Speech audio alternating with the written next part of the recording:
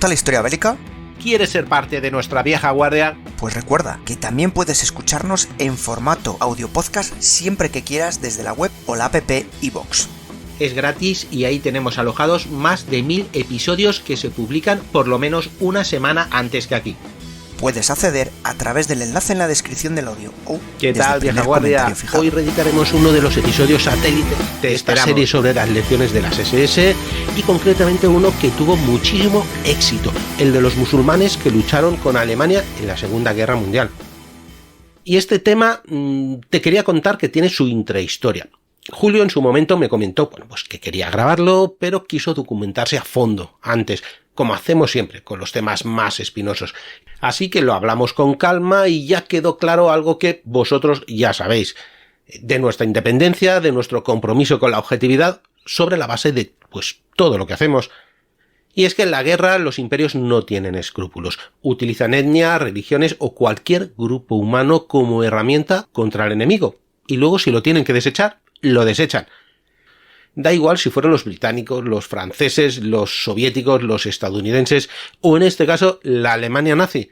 Los nazis vieron en las minorías musulmanas de los territorios ocupados un recurso explotable y no dudaron en reclutarlas, no por respeto, sino por puro interés. En cuanto a religiones, les daba igual, musulmanes, cristianos, judíos, animistas o adoradores del escarabajo la patata, no sé si existiesen. Ya lo sabes, los miserables, como los nazis, invocan a cualquier dios o a cualquier bandera para convertir a los ignorantes en carne de cañón. Esa es precisamente la lección clave que nos dejó Julio en este episodio de podcast, un análisis lo más riguroso posible y muy completo sobre cómo el Tercer Reich instrumentalizó a estos voluntarios. Y como te va a contar él, no es una historia de alianzas, sino de explotación. Seguro que te va a gustar. Vamos con el audio.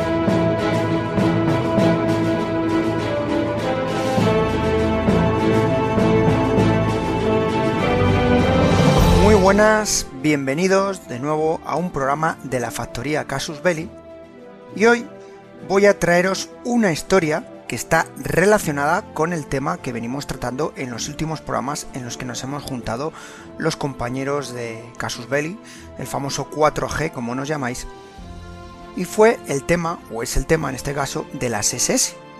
Hablamos de las unidades extranjeras de las SS o voluntarios extranjeros. Si habéis seguido los programas, en los dos que hemos realizado hasta la fecha, pues hemos tratado diversos unidades de las SS, holandeses, rusos, ucranianos, húngaros, bosnios, croatas, armenios, etcétera, etcétera. Bueno, por decir una cosa así. Claro, muchas veces nos preguntáis cuando hacemos un programa de dónde sacamos la información. Bueno, la información, como decía una famosa serie norteamericana, la verdad está ahí fuera. Es decir, si uno investiga es muy fácil de localizar, bueno, muy fácil, vamos a ponerlo entre comillas, a excepción del compañero Esaú, que es nuestro insigne investigador. Bueno, pues si uno investiga, pues puede encontrar libros y documentos muy interesantes. Y es que preparando los programas de las SS, me llamó la atención, sobre todo cuando preparaba o miraba el tema de las diversas unidades que eran un poquito exóticas. Y cuando digo exóticas, no estoy hablando, por ejemplo, de la Legión India, que sí es una unidad exótica, por así decirlo, pero me refiero principalmente a los musulmanes. Y es, ¿cómo es posible que estuvieran tropas musulmanas combatiendo en el ejército alemán para el ejército de Adolf Hitler? La verdad es que me llamó la atención. Y bueno, por suerte, localicé un libro que os recomiendo encarecidamente que adquiráis o leáis, que se llama Los musulmanes en la guerra de la Alemania nazi, un libro del historiador David Montadel, un libro, aquí le tengo delante mío, un libro de Alianza Editorial, y es un libro más que completo que trata este tema. Así que, bueno, a mí me vino muy bien para encontrar información y preparar un poco los programas que os hemos comentado. Así que este programa no deja de ser un complemento al programa que hemos hecho de los voluntarios extranjeros de las SS. Claro, cuando uno le viene a la mente Islam, y nos viene a la mente, tenemos en nuestra capacidad visual el Islam de estos días. Y es que hay que cambiar la perspectiva, porque no tiene nada que ver cómo está la situación actual a la situación que tenía lugar en la época previa a la Segunda Guerra Mundial. Y es que hay que tener en cuenta unas cositas. Mirad, había más o menos 150 millones de musulmanes en la franja que comprendía el norte de África y el suroeste de Asia, sobre, o bajo más bien, el dominio británico y francés, que eran las colonias principales que controlaban esa zona. Y a esos 150 millones habría que sumar otros 20 millones más que estaban bajo el control de Moscú. Y luego hay que tener en cuenta que Japón avanzó también por tierras musulmanas en el suroeste de Asia. Así como los alemanes, durante la Segunda Guerra Mundial, avanzaron, pues ya sabéis, Balcanes, norte de África, el Cáucaso, Crimea, en fin, el eje, por así decirlo, empezó a ver la importancia que tenía el Islam. Y así fue principalmente entre el año 1941 y 1942, cuando Berlín visualiza la potencia de esta gente y empieza a ver que una necesidad de una alianza, de un entente cordial con el mundo musulmán frente a un enemigo en común. Estamos hablando contra los británicos, la Unión Soviética y, por supuesto, los judíos. Claro, en estas zonas donde los alemanes estaban presentes, las que os he comentado, el norte de África, Crimea, Cáucaso, Balcanes, etc., pues los alemanes se presentaban allí como amigos de los musulmanes y, por supuesto, firmes defensores del Islam y de su fe. La cosa es una contradicción hasta cierto punto, porque estamos hablando como en la propia Alemania se buscaba, por parte de Hitler, ser un país ateo y prácticamente desenmascarar a las falsas religiones, como llegaban a decir en algún momento. Por supuesto, las unidades que se encargaron de reclutar a esta gente fueron la Wehrmacht, el ejército regular, y las SS, y más bien, o más en concreto, lo que os hemos explicado, las Waffen-SS. La gran mayoría de los musulmanes procedentes o que participaron en el paraguas alemán o del eje eran procedentes de la Unión Soviética, aunque también es cierto que se alistaron muchos en los Balcanes y en menor medida o casi testimonial, por así decirlo, en Oriente Próximo. Por supuesto, los alemanes, que para esto son bastante prácticos, fundaron una serie de instituciones musulmanes que buscaban, legitimizar esa defensa de la fe, y así crearon el famoso Instituto Central Islámico de Berlín en el año 1942. Y esto no dejaba de ser una pequeña trampa diplomática, porque era una forma de atraer a los diversos líderes religiosos del mundo árabe, ya sabéis la importancia de los mismos, para que apoyaran las pretensiones que tenían el eje, o en este caso más bien Alemania, en las zonas en las que estaban combatiendo. Y así aparecieron una serie de personajes, por así decirlo, que pasaron a la historia y que se convirtieron en prácticamente profetas de este sentido pangermánico. Y así estaba el mufti lituano de Vilna, Jakub Signiewicz, disculpad, siempre os digo mi pronunciación, y este hombre hablaba del nuevo orden que traía Hitler para consolidar los territorios musulmanes de la Europa oriental. O sea, casi prácticamente como si fuera un caballero. En Bosnia, otra persona fue muy importante, como es el ulema de Sarajevo, Muhammed Pasha, que fomentaría el reclutamiento de voluntarios musulmanes en las divisiones alemanas, y uno que pasó a la historia, como es el legendario muftí de Jerusalén, Amin al-Juasani, que por supuesto pidió a todos los fieles, tanto desde Marruecos como hasta Indonesia, que hicieran la guerra santa contra los aliados. Por supuesto, hay que tener en cuenta cuándo empiezan a ser importantes los musulmanes para Alemania. Principalmente, no es al comienzo de la Segunda Guerra Mundial, no es en el año 39 o incluso 40, sino es en el año 41 y 42, cuando van siendo la ocupación por parte de Alemania mayor, los gastos de hombres y economía considerablemente más altos. Estamos hablando de que los alemanes tenían en el año 42 ocupadas las islas del Canal de la Mancha, parte de las montañas del Cáucaso. Estaban en el norte de Europa, en Noruega, en el Sáhara. Por supuesto, los avances, principalmente en las zonas que os he dicho de gran población musulmana, como es el Cáucaso, Crimea, Magreb y los Balcanes, hacían que estas tropas se encontraran con la presencia local y la duda de cómo actuar con esta gente. Aunque es cierto una cosa, los alemanes habían tenido mucho contacto con población musulmana.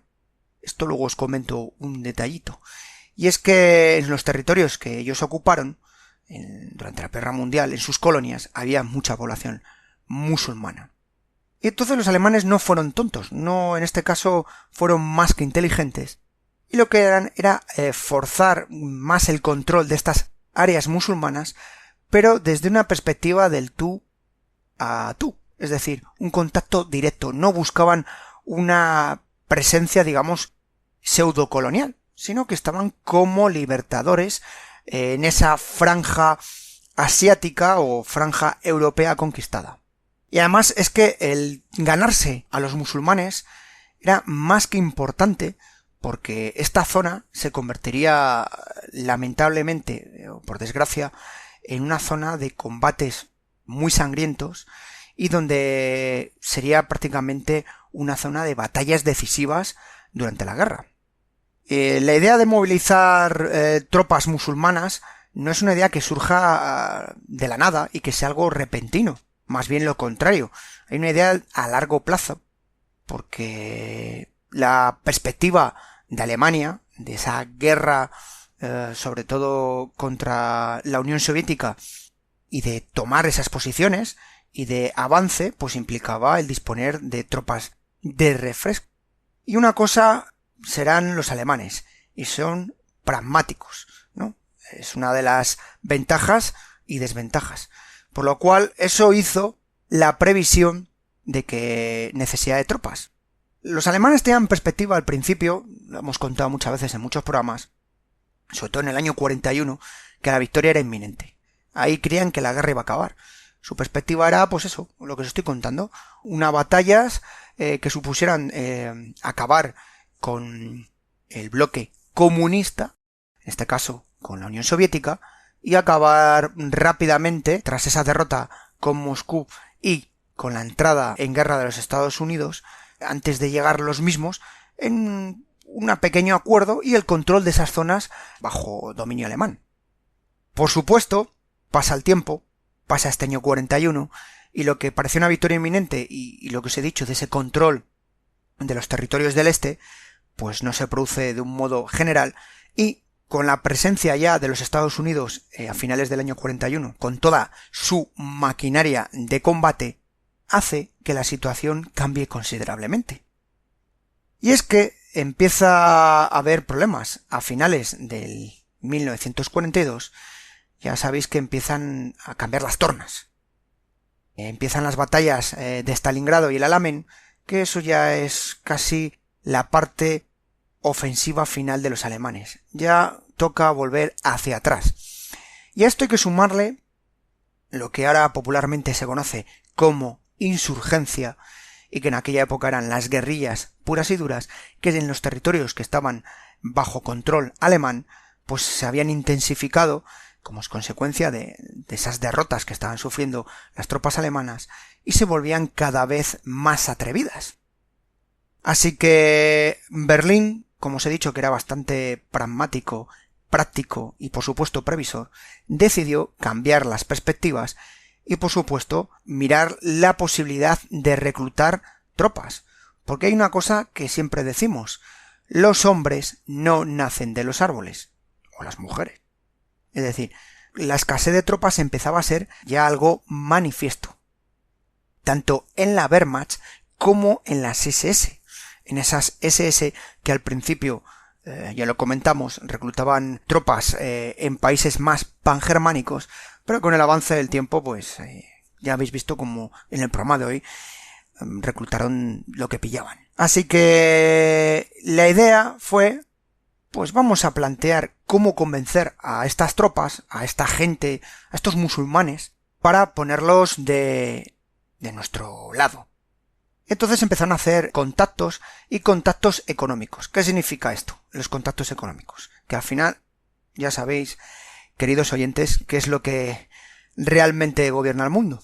Esos contactos económicos fueron la financiación a grupos o sobre todo líderes anticolonialistas, nacionalistas locales, incluidos palestinos, iraquíes, indios, etc., para darles el mismo respuesta que estaban sufriendo los alemanes: crear guerrillas o levantamientos en las zonas que controlaban sobre todo el Imperio Británico. Y ahí es donde, claro, la cosa necesitaba, pues además de una gran mano izquierda, una gran capacidad diplomática, dinero, porque el dinero hace mover a esta gente. Así que ya tenemos varios puntos resumiendo de lo que os voy contando. 1. Necesidad de tropas para el control y para la lucha pura y dura. Y 2. Necesidad de devolverles esa guerra asimétrica a los aliados con enfrentamientos y batallas de insurgentes o guerrilleros en sus propios territorios, basándose en ese carácter que os decía al principio de los alemanes de defensores de la democracia o la lucha contra el colonialismo.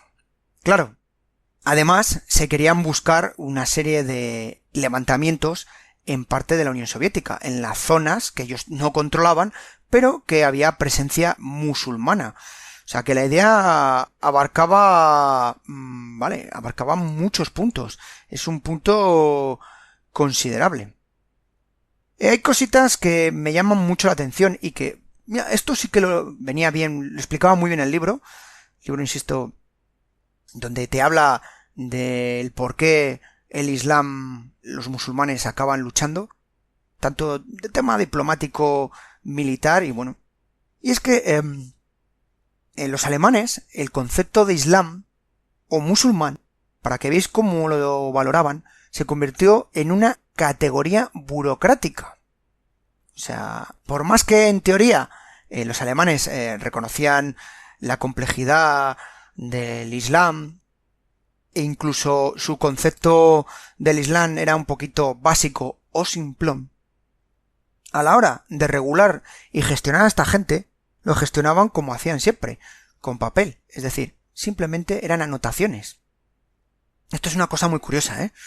Claro, esto te da la sensación, sobre todo cuando vas investigando y leyendo, que prácticamente el concepto que tenía Alemania o Hitler era una instrumentación pura y dura del Islam y, digamos, el uso de los objetivos de esta gente en beneficio propio. Esto también chocaba porque hay que tener en cuenta el concepto de Islam mundial.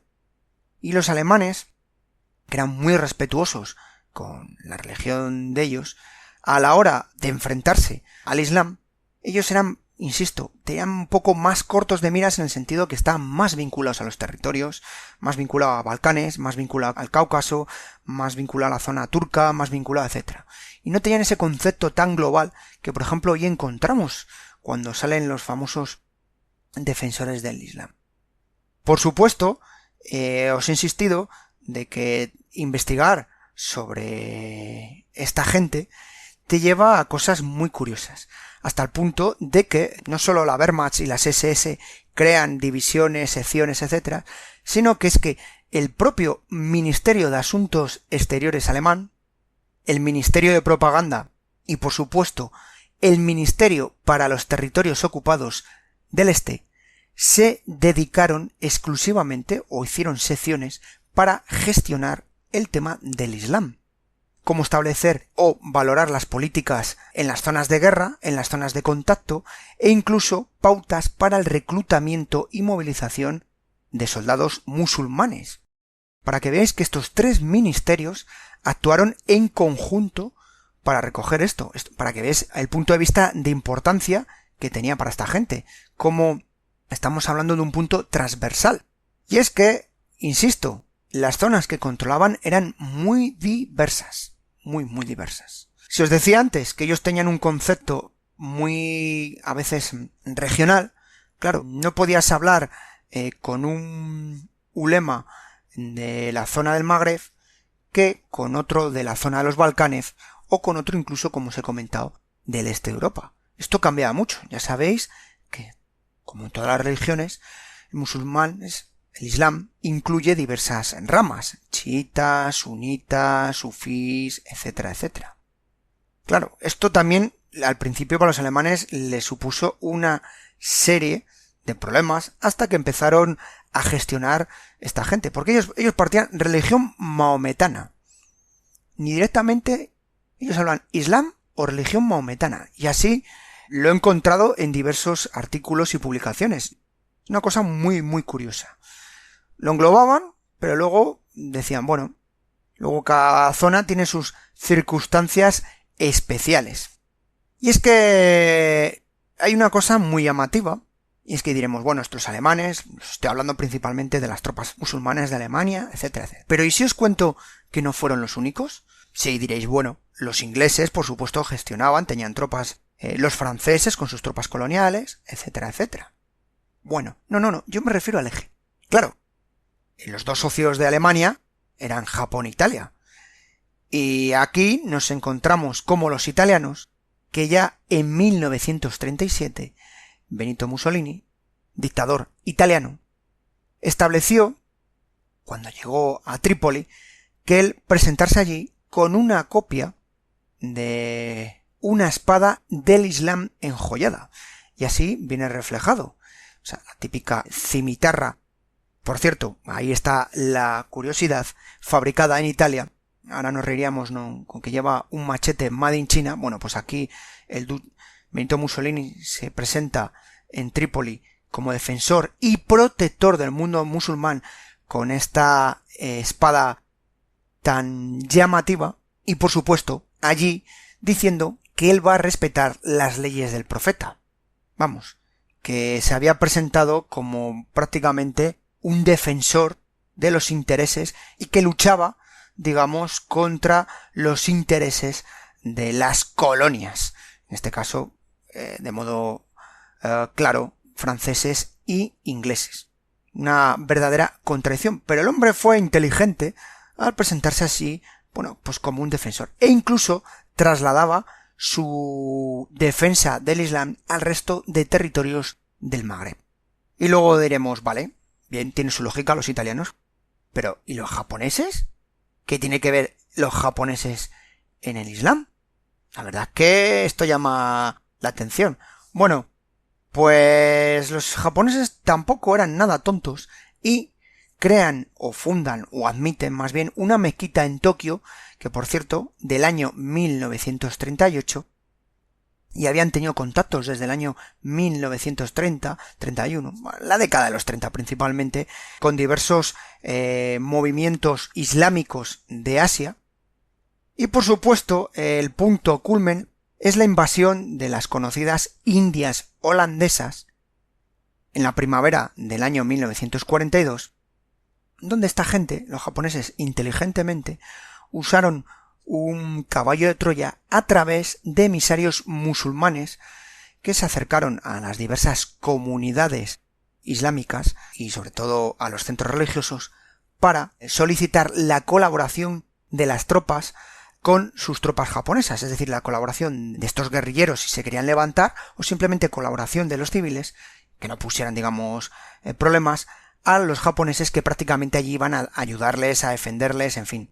Hasta tal punto que es curioso que he encontrado un dato que los oficiales japoneses iban con textos del Corán y con frases y etcétera para entregárselo a los imanes y que estos lo pudiesen leer durante la oración del viernes, de los famosos sermones.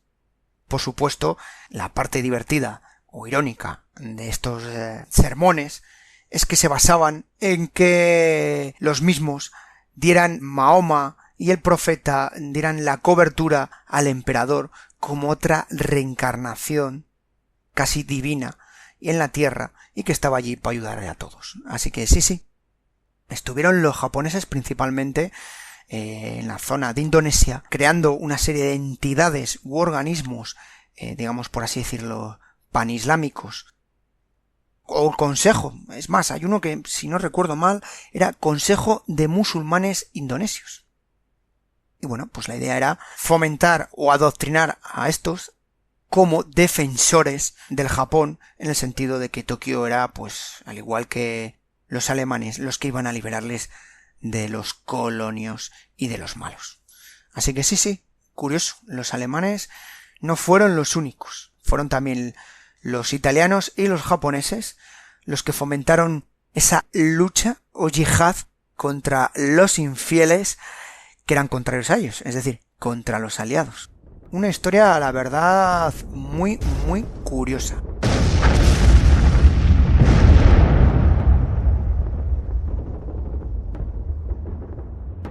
Hostia, esta vez ha sido duro el bombardeo, ¿eh? Espero que no ataquen durante nuestra guardia. Yo no lo creo, hasta el alba esta gente no ataca y eso ya lo defienden otros. Bueno, pues saca ese altavoz que tiene y pon ese casus belli todo guapo, que así se nos pasa ante la noche. En la guerra de los Boers, que tampoco sabían qué montaña era. ¿Pero cuál es? Subimos esta y dice, no, es que esa es más alta. No, pero nos han dicho esta. Y los Boers en la más alta disparando. No, exacto. Es que dice, ¿pero esto qué es? ¿No? O sea, y claro, ahí es muy difícil, ¿no?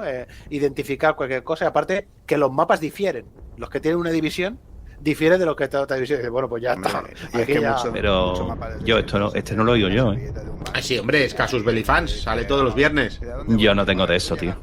Exclusivo para fans, ¿no eres mecenas de Casus Belli? Es que con lo que cuesta al mes me compro un cacharrito de cerveza a la cantina o 10 cigarritos. Es caro. Caro, 600 episodios a medio céntimo cada uno, yo no lo veo tan caro, ¿eh? Y uno nuevo cada viernes. Es más barato comprarme Lola o el lectura. Flipo con tu literatura, pero ¿a ti te gusta la historia de verdad o...? Que la historia ya me la cuenta Vaquerizo, que es un intelectual. Sí, es que es así, es que es una realidad social informativa. Sí, bueno, premio Nobel, vamos. Y en Antena 3 y 3.5 a veces dan alguna noticia buena. ¿Y qué podía salir mal? No es que no me guste, que sí me molaría, pero que yo, con lo que me costaría el año, me compro los discos del Quevedo. Los libros, querrás decir. ¿Que sabe escribir? No, para reggaetón no hace falta escribir, hombre. Todos quieren contigo. ¿El reggaetón? A mí eso no me la cuelas. A ver, dime en serio que te gusta eso. Tanto como el Sebo Rata. Venga, va, que ya no cuela. Tú lo que eres es un agarrado. Que no... Pero bueno, a ver, 600 episodios del histórico y uno de fan cada viernes. Sí, sin publicidad. Y un pone que yo quisiera escucharlo, que tengo que hacer, que no es para mí, que es para mi primo, ¿eh? Bueno, tu primo le daría el botón azul de apoyar. ¿Y puede pagar con tarjeta? Con tarjeta y con PayPal. ¿Y puedo darme de baja cuando quiera? No, lo heredarán tus nietos cuando ya no estés. Pues claro que te puedes dar de baja cuando quieras. Que no es para mí, ¿eh? Que es para otro que también se está quitando. Que no pasa nada, que no eres peor persona ni te obliga a nadie, que no me des la vara, que puedes escucharlo conmigo en la trinchera. Yo solo le apoyo en mecenas porque quiero y porque me gustan y por apoyarles y ya está. Pues ¿sabes lo que te digo? Pues ahora los voy a apoyar. Vale, ahora tú haz lo que quieras. ¿Medio céntimo el episodio, Quillo? Sí. ¿Y un fan cada viernes? Que sí, pesado. Sin publicidad. Sin publicidad. ¿Es mejor PayPal o tarjeta? Mira que eres listo, Visa Platino para ti. Por supuesto, los británicos pues se dieron cuenta de la jugada y hubo órdenes, sobre todo en el año 41 y más que el 41 a principios del 42, donde se estableció como premisa el evitar cualquier ruptura con los musulmanes, ya que para ellos eran una fuerza muy importante dentro del imperio. Y más que nada porque suponían una partida significativa de gente, de personal militar. Y sobre todo dentro del ejército indio británico. Así que los ingleses pues eran conscientes. Incluso dentro del gobierno de Churchill había dudas de hasta qué punto los musulmanes iban a apoyar dentro de esta gran guerra, esta Segunda Guerra Mundial, si se iban a decantar por un lado u otro. O sea, hubo momentos de duda, de no sabían si acabarían llegando a haber problemas graves. Los norteamericanos igual, cuando se encontraron en territorios musulmanes, establecieron una serie de organismos para gestionarlo, sobre todo en el norte de África. En la lucha contra Rommel, pues el Departamento de Guerra preparó a sus soldados para que respetasen las leyes, las normas, las pautas y sobre todo unos principios muy básicos de actuación frente al Islam. En conclusión, no querían, digamos, que se les volvieran contra ellos. Así que hasta aquí, bien, podemos entender, los alemanes, los británicos, los franceses ya llevaban muchos años tratando con los musulmanes, así que este tema lo tenían más que trillado, por así decirlo. Y unos que os va a sorprender son los rusos. Y es que, bueno, los rusos, la Unión Soviética, disculparme. Y es que el Kremlin cambia su perspectiva. Ya sabéis que la Unión Soviética era profundamente atea y no quería nada de ninguna vinculación religiosa. Sin embargo, viendo cómo estaba siendo la situación, cambia en el año 1942. Y allí deciden establecer 4 consejos de musulmanes soviéticos o consejos espirituales. E incluso comienza la construcción de mezquitas. Sí, mezquitas. La Unión Soviética decide favorecer la creación de mezquitas a un modo, digamos, más serio, así como aumentar la libertad para la práctica de la religión islámica. E incluso una cosa que ya me llamó la atención preparando este programa es que permitieron la peregrinación a la Meca, cosa que estaba prohibido antes de la guerra y que, vamos, eso era casi un pecado. Bueno, pues aquí lo permiten. Y designan a un representante, Abdurrahman Rasulev, conocido como el Mufti Rojo de Stalin. Por supuesto, este hombre se dedicó a hacer llamamientos a los musulmanes de toda la Unión Soviética para que se alzaran contra los nazis y rezasen, por supuesto, por la victoria del Ejército Rojo frente al agresor, frente a esa Alemania que estaba arrasando la Unión Soviética. Así que sí, hasta los soviéticos cambiaron sus perspectivas frente al Islam. Y es que cuando la guerra lo necesita hay que tirar de lo que sea. Y sí, la cosa pinta curiosa. Tenemos tres grandes puntos distintos.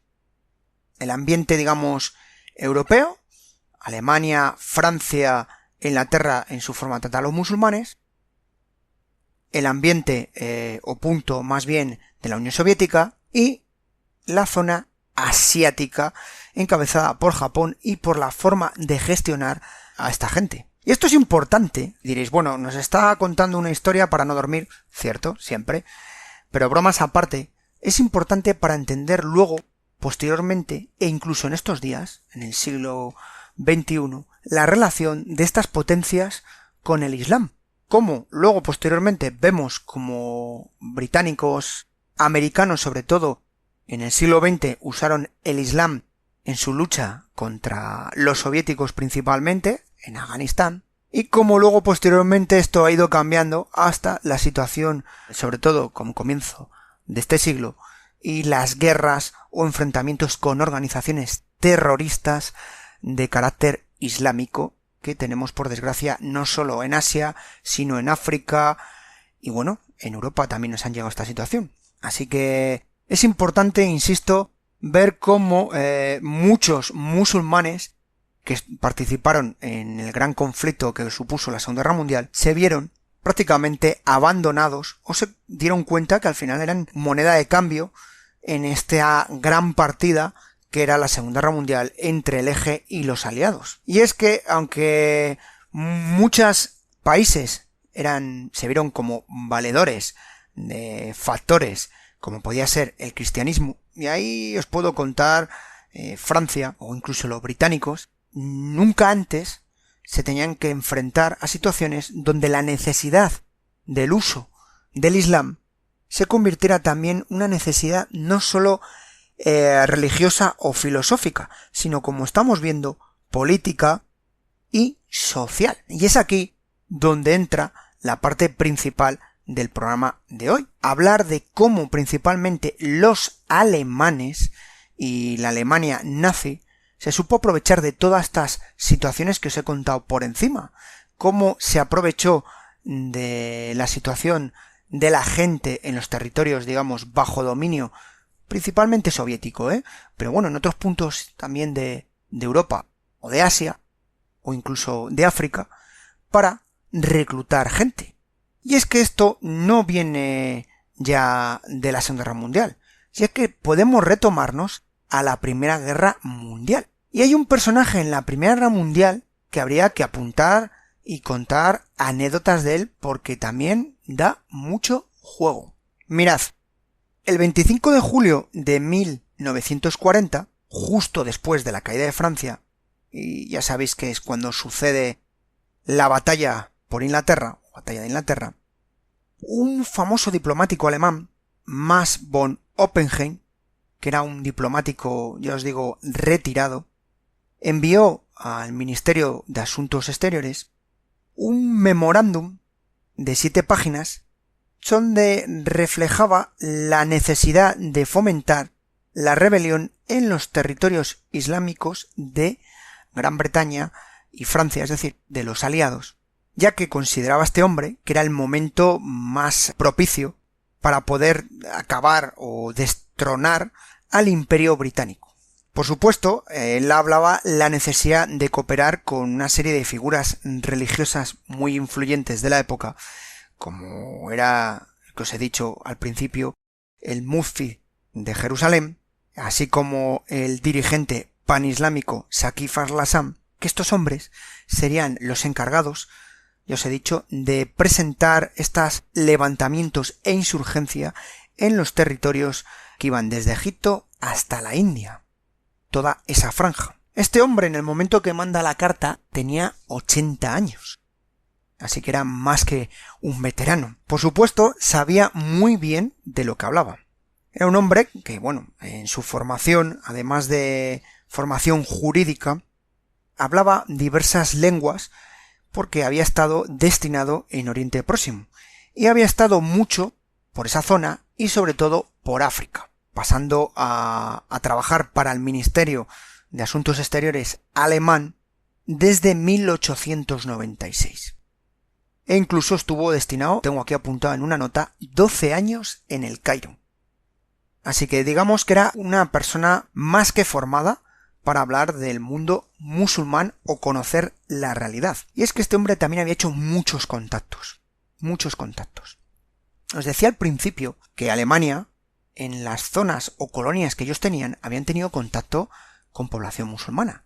Y voy a hablar ejemplos, os voy a decir, Camerún, ¿no? En Camerún o en Togo, ¿no? Que eran colonias alemanas, pues había grandes masas de población musulmana. Y esta gente, los alemanes, era una gente en este sentido, si lo reitero, bastante efectiva a la hora de gestionar a la población local. Y diréis, bueno, pues les metían en campos de concentración. Según eran los alemanes de brutos, no. En el sentido, ¿sí? De esta forma. Ellos lo que hacían cuando llegaban a una zona, primero veían cómo se regulaban, porque estamos hablando sociedades muy patriarcales, muchas veces donde había un jefe, un mando, un señor, y estos se quedaban con la copla de este señor. Y entonces lo que hacían, veían que este jefe local muchas veces era a la vez también un jefe religioso, un dignatario islámico. Entonces su forma de gobernar era muy simple y muy efectiva. Ellos con quien se interrelacionaban eran con estos jefes. No se interrelacionaban con la población, sino que usaban a estos dignatarios, por así decirlo, para hacer un control sobre el resto de la población. Y de esta forma, pues evitar levantamientos, mantener un orden, etcétera, etcétera. Y la verdad es que esto les vino muy bien a la hora de evitar levantamientos religiosos, que también les hubo. Tuvieron una serie de disturbios. Sin embargo, los disturbios fueron menores que con respecto a otros países, porque el uso del Islam como arma, como vengo diciendo, o como herramienta más bien sería lo adecuado, les vino de perlas a esta gente. Y ahora, ya viniendo estos antecedentes que os digo, es muy interesante lo que uno encuentra sobre los mismos. Vamos a centrarnos un poco ya en lo que nos interesa, que es hablar de las tropas que tenían los alemanes. No de la Primera Guerra Mundial, porque esto sería hablar, digamos, un poco en otro podcast. Si os gusta, yo me comprometo a investigar y sacar más información. Y si no, os insisto, el libro que os he citado de los musulmanes en la guerra de la Alemania nazi, viene ya mucha información interesante. Lo que os puedo comentar es que podemos mirar cosas, porque hay cosas muy interesantes de las tropas alemanas durante la Primera Guerra Mundial y tropas coloniales, por así decirlo. Pero ahora vamos a volver a lo que, insisto, todos queremos, que es hablar de la Segunda Guerra Mundial. Y diréis, bueno, vamos a ver qué gente habían reclutado, mucha gente. Tenemos en mente unidades con musulmanes. Habría que oír lo que diría Hitler sobre esta gente. Y es que es curioso. El mismísimo Führer elogiaba la fe de Mahoma como una religión de hombres y añadía: ya ven que nuestra desgracia ha sido tener la religión equivocada. La mahometana habría sido mucho más compatible con nosotros que la cristiana, mansa y débil. Es curioso el tema de Adolf Hitler con respecto a los musulmanes. Está más que demostrado y conocido que era bastante escéptico al reclutamiento de no alemanes. Y sobre todo aquellos procedentes de la Unión Soviética. Al principio prácticamente, esto ya lo comentamos en un programa el primer programa que hicimos sobre los voluntarios extranjeros de las SS, como sobre todo el tema de los eslavos eran como de segunda categoría. Y claro, aunque ya estaba tragando con el reclutamiento de ucranianos, bielorrusos y eslavos, es curioso que respetaba más a los musulmanes. Sí, les respetaba más porque les consideraba gente bastante más confiable, más leal, más cercana e incluso más con mayor ardor guerrero, por así decirlo. Así que en principio no puso ninguna pega, por así decirlo, para el reclutamiento de este tipo de tropas.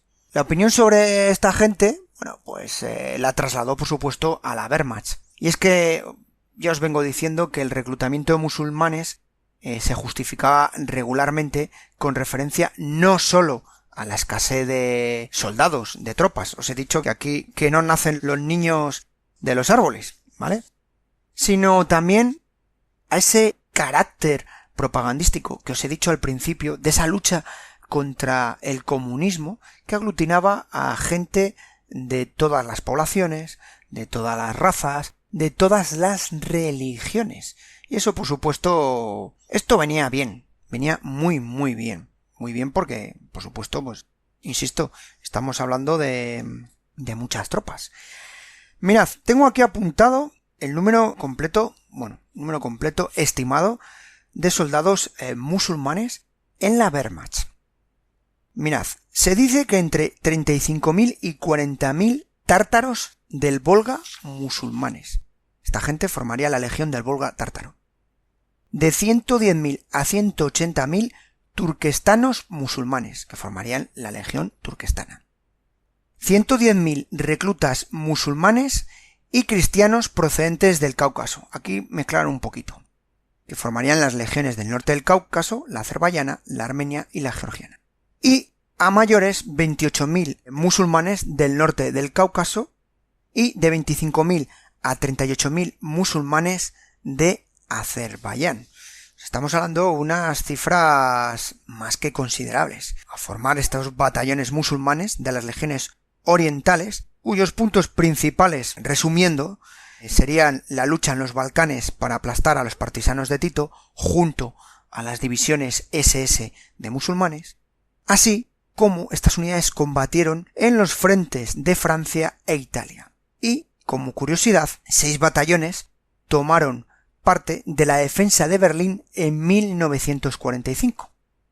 En el programa que hicimos sobre la caída de Alemania, comentamos que ya la batalla de Berlín al final era prácticamente una batalla donde había de todos los países. Y en la última fase de la guerra, la unidad de infantería turquestana, pues esta unidad pasó a ser una unidad de instrucción, que era originalmente, a ser una de las últimas unidades en entrar en combate y acabó luchando principalmente en Eslovenia y contra los norteamericanos en el norte de la Italia. Y esto es un poquito a nivel de cantidades.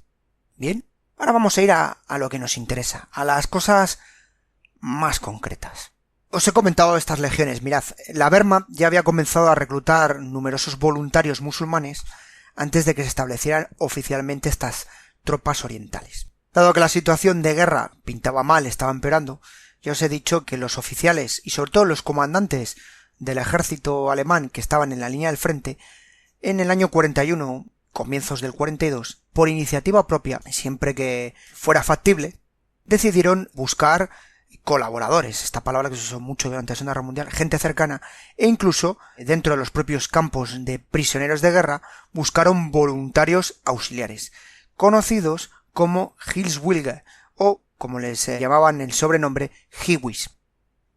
Por supuesto, pues ahí entraron o localizaron o reclutaron a desertores, a prisioneros de guerra y voluntarios de la población local que acabaron siendo pues desde centinelas, conductores, traductores, cocineros, sirvientes, para transportar municiones, para comunicaciones, en fin, y estos acabaron luchando junto a las tropas de primera línea antes del invierno del 41, estas tropas auxiliares. Claro, para alguien que está en un campo de prisioneros que prácticamente se está muriendo de hambre, pues la opción de acabar haciendo cosas de estas, pues acababa que más de uno acabar fuera con esta gente. En el año 41, como habéis visto, es, digamos, lo que os vengo diciendo es el punto culminante. Pero es que en este mismo año, en octubre, la Wehrmacht creó una unidad caucásica bajo el mando de Theodor Oberland, llamado o conocido como Sonderverband Bergmann. Y era una unidad turca comandada por un personaje que, vamos, este sí que daba para un soldado de leyenda. Un personaje, un aventurero, por así decirlo, llamado Andreas Mayer-Mader. Este señor había viajado por Asia Central, había hecho expediciones, e incluso acabó siendo asesor militar de Chiang Kai-shek. O sea, que estuvo también por China y por toda esta zona, y Taiwán, y bueno, una mezcla entre aventurero, soldado de fortuna, asesor, contratista, en fin, como vosotros consideréis llamarle, porque la verdad es que da mucho juego su vida. Bueno, este hombre, tras estar allí presente, bueno, con esta unidad, pues un mes después le ordenaron, al funcionar, la creación de una unidad caucasiana y una turquestaní, cada una con en torno a unos 100 hombres, dentro de la 424ª División de Protección. Siempre me acordaré de esa U, que tengo que decir los ordinales. Así que dentro de esta división empezó a crear estas pequeñas unidades, bueno, pequeñas entre cierto punto, formadas con soldados de estas zonas. Esta gente, los soldados de Theodor Oberlander, se desplazaron a Alemania, sobre todo a la zona de Silesia y la Alta Bavaria, donde se les formó e instruyó con las técnicas de la Wehrmacht. Tenían técnicas de infantería alemana para poder luchar en la zona del Cáucaso. Y este, podríamos decir, pequeño experimento fue más que satisfactorio para Berlín. Le dieron el visto bueno por la efectividad de estos musulmanes y tropas musulmanas que siempre estaban vigentes, no echaban hacia atrás, e incluso, como os he dicho antes, supuso que se les valorase por encima de otros rusos o tropas de la zona o soviéticos principalmente, que eran cristianos, ortodoxos, etcétera, etcétera. Insisto, les daban mayor puntuación, por así decirlo, a la hora. Así que, bueno, este germen favoreció la creación de estas legiones que os he dicho, las legiones del Este, que fue admitida, o emitida más bien, la aprobación para la constitución de las mismas por Hitler, con la motivación e incentivo del alto mando de la Wehrmacht, el 22 de diciembre de 1941. Sí, les tocó la lotería a los alemanes, sobre todo a los que estaban en primeras líneas, el poder disponer de esos refuerzos. Las dos primeras legiones fueron la Legión Turquestaní y la Legión Cáucaso-Maometana. Os he dicho antes más o menos el número de soldados que pertenecieron a las mismas. Ambas fundadas oficialmente el 13 de enero de 1942, compuestas en prácticamente su mayoría por musulmanes. Luego estaba la Legión Armenia, posteriormente la Legión Georgiana, que nacen en febrero del mismo año, para posteriormente surgir o fundarse la Legión del Cáucaso del Norte en agosto y la Legión Tártaro-Volga en septiembre. Por supuesto, 4 de estas 6 legiones fundadas en el este eran islámicas o con una gran mayoría de soldados musulmanes. Así que podemos hablar de este germen. La Legión Turquestaní, la Caucasio-Maometana y la Legión del Cáucaso del Norte y la Legión del Tártaro del Volgo eran legiones prácticamente musulmanas, y las que no eran musulmanas eran la armenia y la georgiana. Por cierto, los georgianos a lo largo de la Segunda Guerra Mundial tuvieron un montón de historias, tanto buenas como malas, y algunas de las que he leído no eran nada buenas, en el sentido de que eran bastante sanguinarios.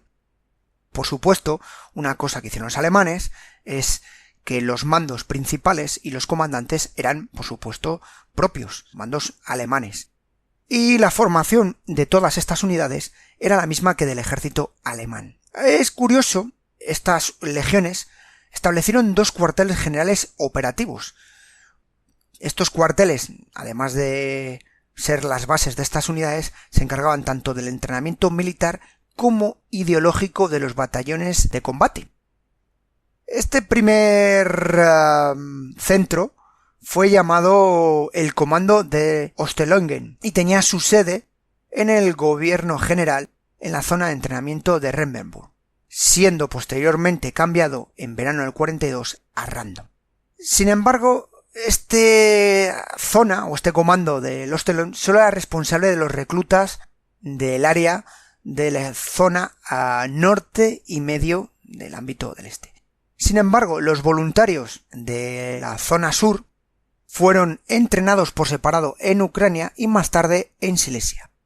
Y por supuesto, su cuartel general operativo es ese cuartel que os he comentado, esa división turquestaní.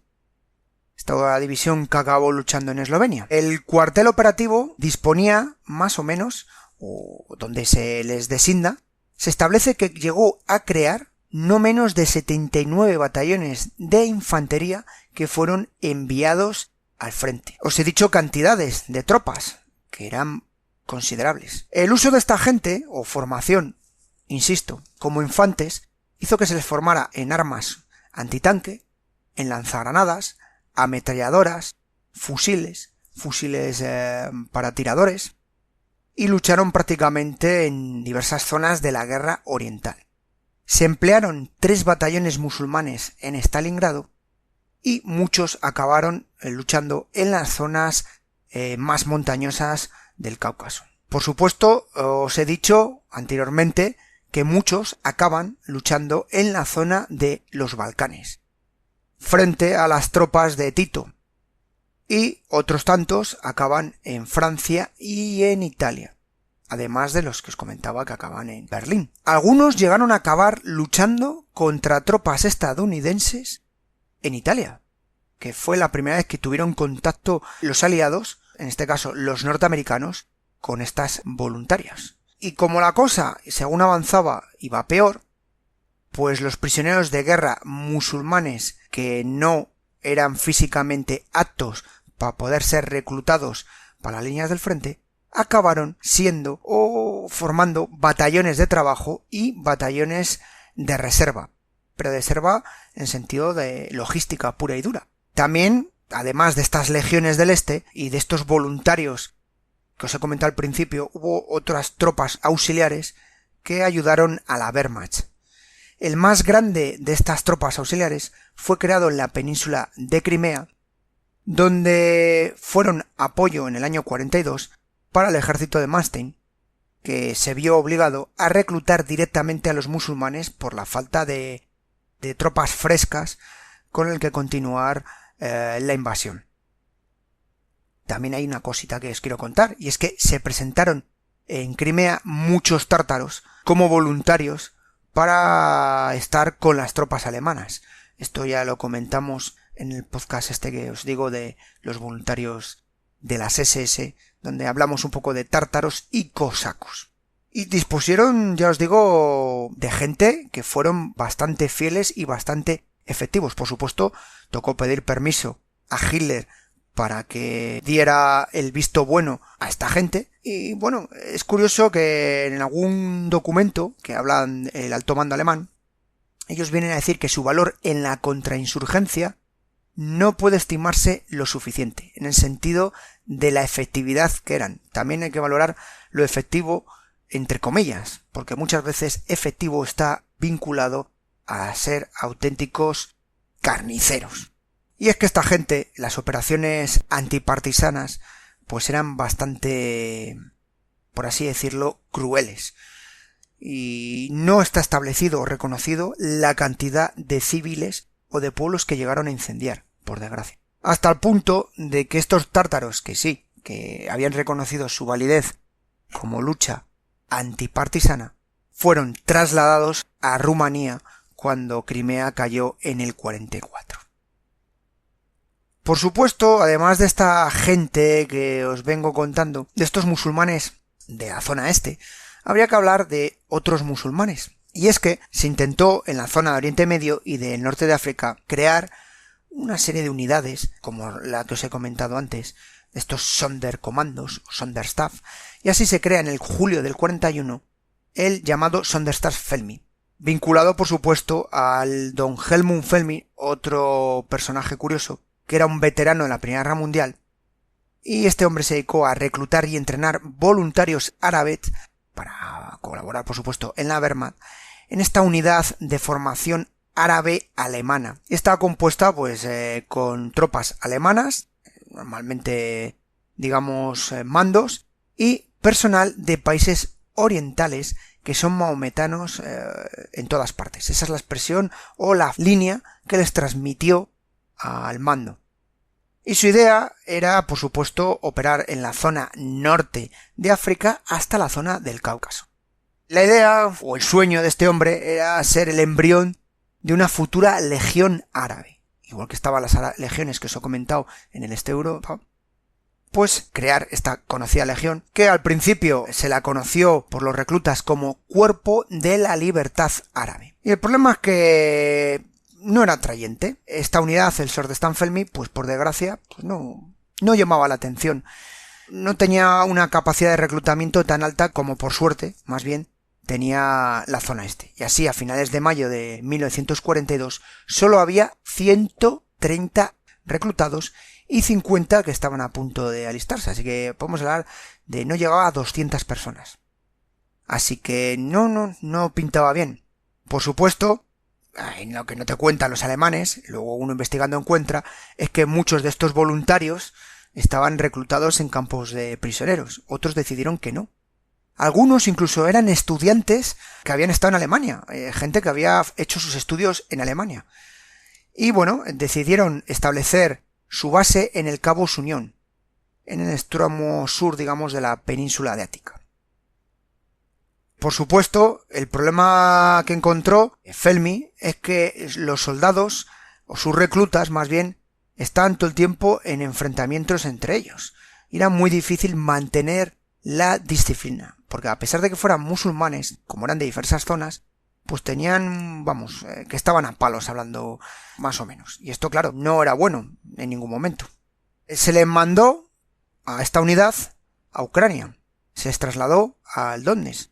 Y allí se les puso o se les amplió a esta unidad con más hombres reclutados de las zonas locales. Como os hemos dicho, ahí tenían más mano a la hora de reclutar tropas locales.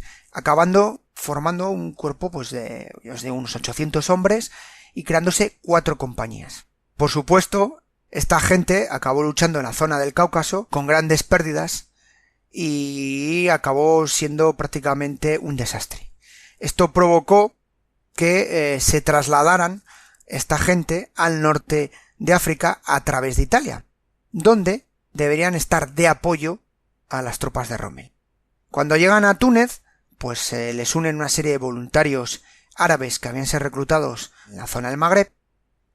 Sin embargo, en el año 1943, en febrero de 1243, se habla de una totalidad de 2.400 árabes bajo el mando de este hombre, y no todos eran unidades operativas. Había una unidad muy curiosa, os puedo contar el nombre de algunas unidades que tengo aquí apuntadas.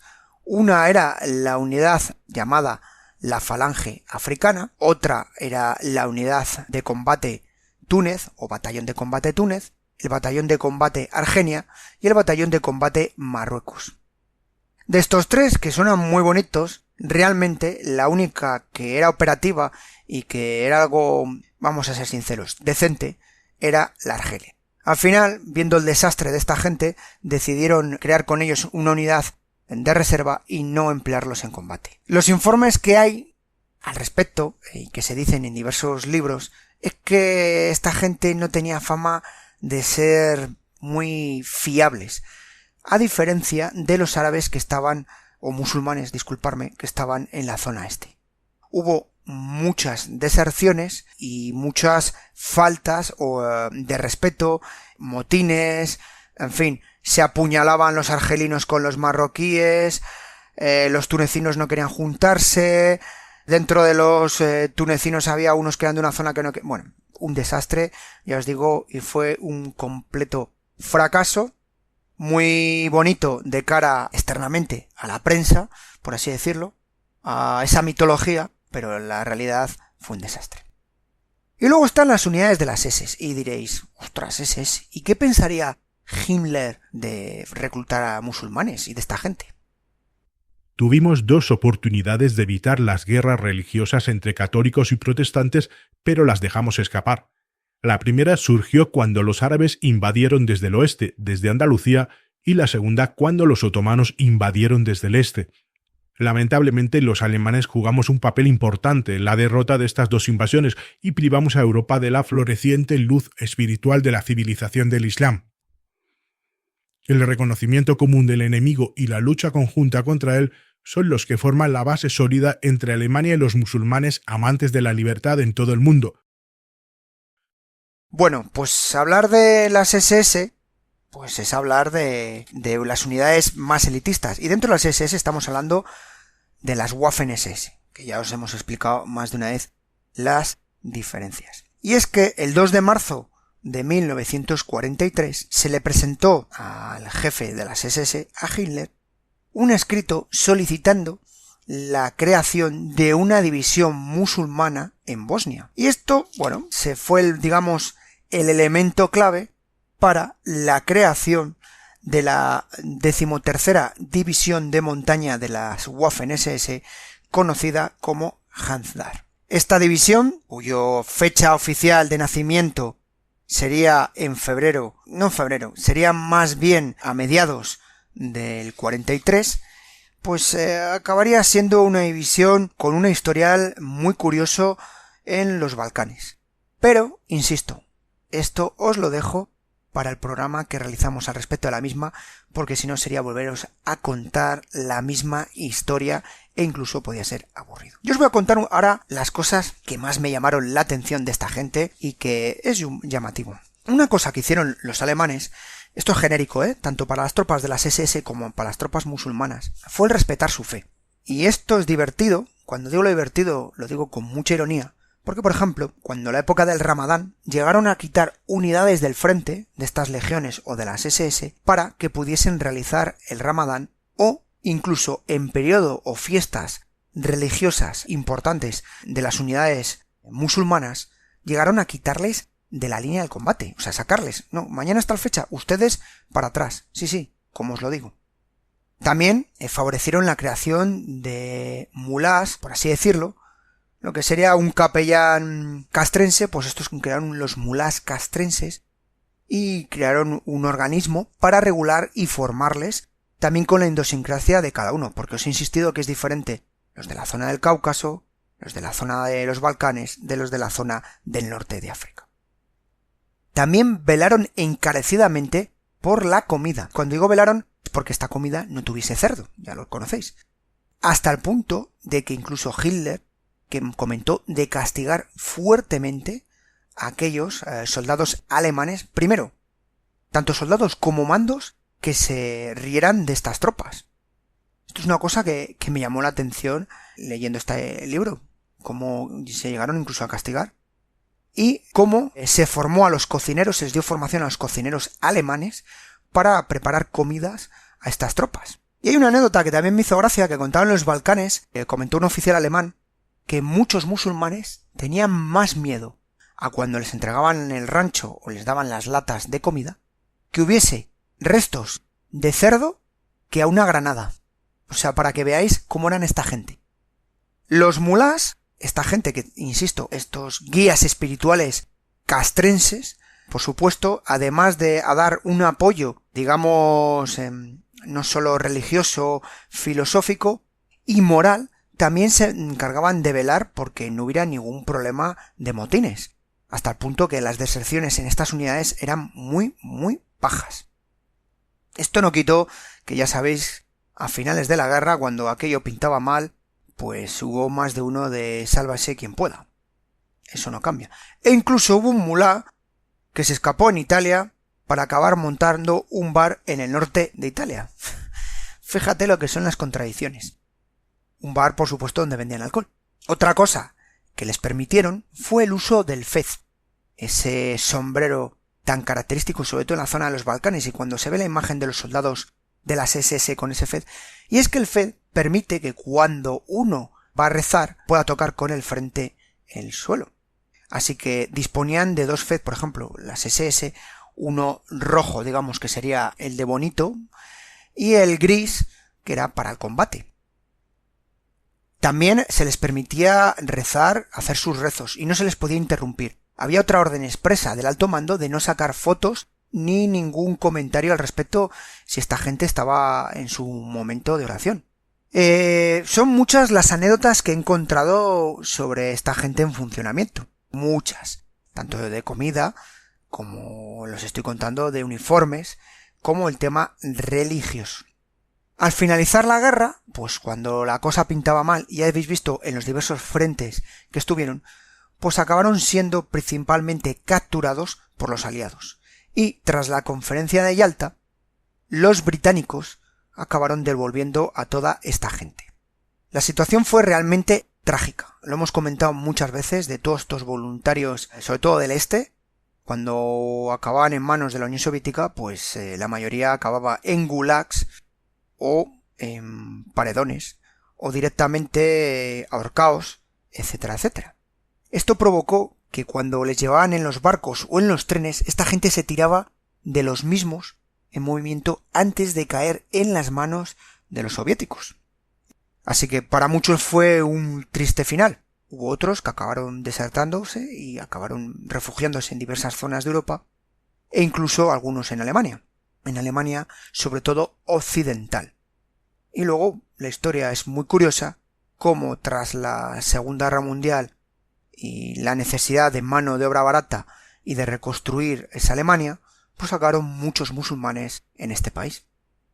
Y esto es un poco la historia que os quería traer sobre las tropas musulmanas bajo los nazis. Insisto, lo he dicho un par de veces, hay muchas publicaciones. Yo os recomiendo encarecidamente este libro de David Montadel de Alianza Editorial, que podéis comprar a través de las redes, y como os diremos muchas veces, si podéis comprarlo en librerías, acercaros. Hay que fomentar un poco el comercio de proximidad. Y hay algún otro libro a mayores que lo puede complementar, sobre todo en relación más a las SS. Pero si queréis una perspectiva global que os va a llamar la atención con estas historias, este sin duda es vuestro libro. Sin más, espero que os haya gustado esta historia sobre estas unidades, un poco lo que lo engloba, no se os haya hecho muy pesado. Si es así, mis disculpas. Y bueno, si os ha gustado, ya sabéis, dar me gusta, compartir, y si no os ha gustado, lo mismo, compartirlo con vuestros enemigos para jorobarlos. Cuídense y cuiden de los suyos.